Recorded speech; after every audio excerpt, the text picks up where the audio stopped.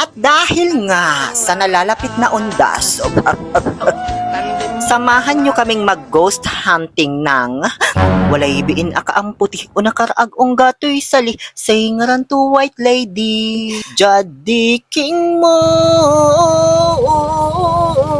ang puso ko'y nagdurugo at parang sumisikip ang dibdib ko dito sa likuran ng aking alma mater Concepcion, ang Sepnas. Charot lang be. Pagkatapos naming umawra doon sa likuran ng Sepnas, umawra lang pala sa likod. Hindi, mag-iwan sana kami ng bakas doon, kaso nakakatakot. Pinapatay man kasi yung mga nagpapabakas dito sa amin. Uy, charot lang. Bali, may night out po kami kasama ang aking mga friendships dito sa San Carlos City. So, habang inaantay pa namin ni Dom, yung makakasama namin, nag-food trip muna kami dito sa may likuran ng Town Center at Star Magic Mall of Asia. Marami kasing bilihan ng street foods dito. Kaya, na-miss kong kumain ba? Kahit nagmumuka na akong traffic enforcer dyan sa vest na suot ko. Nung huling suot ko yan nag-engineer pa ako noon. Pero kapag sa kalsada mo pala sinuot, no, magmumukha kang traffic enforcer. Sino ba kasi nagpauso ng glow in the dark na ito? May mga paninda ditong kwek-kwek, kay kayam, pritong atay, ganon. Pero pinakamaraming tinitinda nila dito ay yung chicken nuggets or proben, tama ba? Basta chicken nuggets kasi tawag nila dito sa amin. Basta yung part ng manok na makolesterol, ewan ko lang kung ovary ba yun, timol or whatsoever ba. Para siyang piniritong chicken skin pero hindi chicken skin. Mas makatas ito at magata-gata kapag ninuya mo na. So ayan, hindi nyo makita 'di ba yung mga paninda. Paano ba naman kasi yung likod ko lang binibidyohan? Masyadong close up man kasi. At ayan na po, yung sinasabi kong chicken nuggets. Ang sarap talaga yan, B. Hindi yung atay, ha? Pwede kasing i-mix nila kapag nag-order ka. Pero ako, purong chicken nuggets lang ang gusto ko. So ayan, bumili kami ng dalawang tig 20 pesos yata yan. Di ko alam kung magkano na per piraso niyan. Kasi nung nag-aaral pa ako, tig piso isa lang yan eh. Ngayon, ewan ko. Pag nabili kasi ako ngayon, sinasabi ko na lang, bigyan nyo ko halagang 20, ganon, o di kaya halagang 50, ganon. Hindi gaya noon, makabili ka lang sa halagang 5 piso na chicken nuggets, sold ka na. Ngayon wala na yatang mabibili 5 piso mo. Year 2005 pa naman yung sinasabi ko, high school pa ako noon. Tapos yung mga nakapwesto dito, nasa may San Carlos City Plaza pa sila nagbebenta noon. Ngayon, nirelocate na sila dito. Ganun naman talaga, walang permanente sa mundo. Parang tigyawat ko lang, minsan nagre-relocate din. Una sa noo, tapos lilipat sa leeg. Diyos ko, tambay muna kami dito sa gilid para kumain. Ang sarap, sus Mariosip. Ito ang pinakapaborito ko na street food, guys. Hindi ako magsasawa dito, Diyos ko. Kahit magka-hepatitis B ako, ilalabang ko to, B. Charot. Oy, pagkaubos namin, pinabili ko si Doms ng palamig. Kaso, dahil nga sa mapera yata itong taong to, ayun, di pa na-satisfied. Bumili pa ng quake-quake. Mas gusto ko sana yung kay Kayam kaso yan ay na-order niya. Kaya carry lang, pero hindi pa ako mahilig. Ayoko nung harina masyado. Pero kinakain ko naman, di man ako maarte Kasi nga, agkulabat paglaba yun, uman. Kaya ramin ang nga quake-quake, imalis kami lang tampol kasi may kaiba mi. Yan, iman milan alaga rin, waman lakunod abong da. Di ba? Kapampangasinan ng la. Ako uli yung labila yun no, natalo sa inyo dinuanti.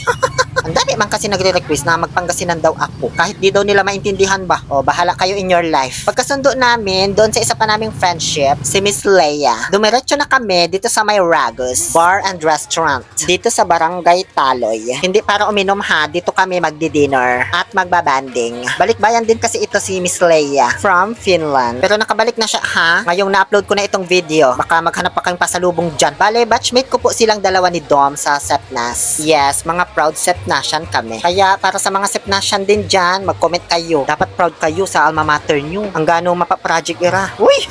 Pag upo namin, medyo tinagalan ko yung pag-order para humaba-haba naman yung exposure ni Mr. Waiter.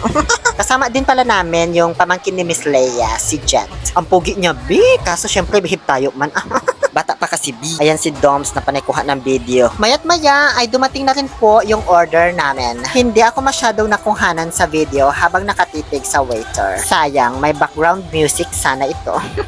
But anyway, hindi pa naman ito yung huling vlog ko dito, B. Bumalik pa ako. Abangan ninyo.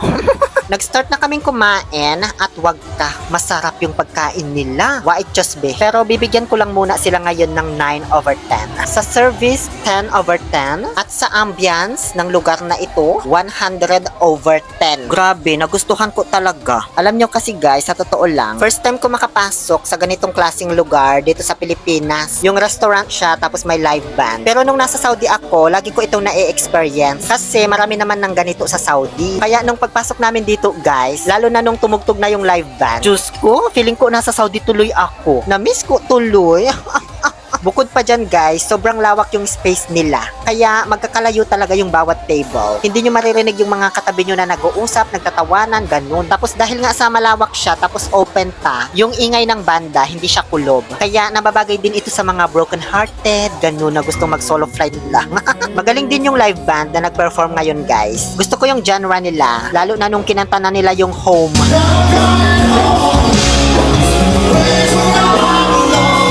Di ko nga lang alam kung anong pangalan nitong live band. Di ko tuloy ma-shoutout ba. At ayan, tapos na po kaming kumain. So, ano pang gagawin namin dyan? Malamang aalis na kami.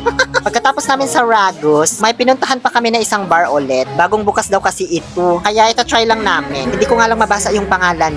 Night Suave. Yes, ganun. Basta. Di ko kasi sure kung I, J, or Q. Bale, saglit lang naman kami dito. Isang bucket lang ng Tanduay Apple. Yung ambience niya, para siyang pang live show na bar. Ganun. Ang daming pailaw, Diyos ko. Nagustuhan ko yung service nila dito, kaya bigyan ko sila ng 9/10. Pero sa mga pagkain, di ko alam kasi di naman kami nag-order. Hanggang sa umuwi na po kami. Thank you so much, Miss Leia and Dom, for this banding. See you again soon. At syempre kay Jet na nag-drive for us. Thank you so much po. Pagkatapos ay hinatid na po ako ni Dom sa bahay. Habang binabaybay namin ang masukal na kagubatan. May white lady kayang magpapakita dyan? Yan ang kailangan ninyong pakatutukan. Muli, ito po ang inyong Happy Pill Oliver Castro na nagsasabing, no to toxicity, let's make people scary.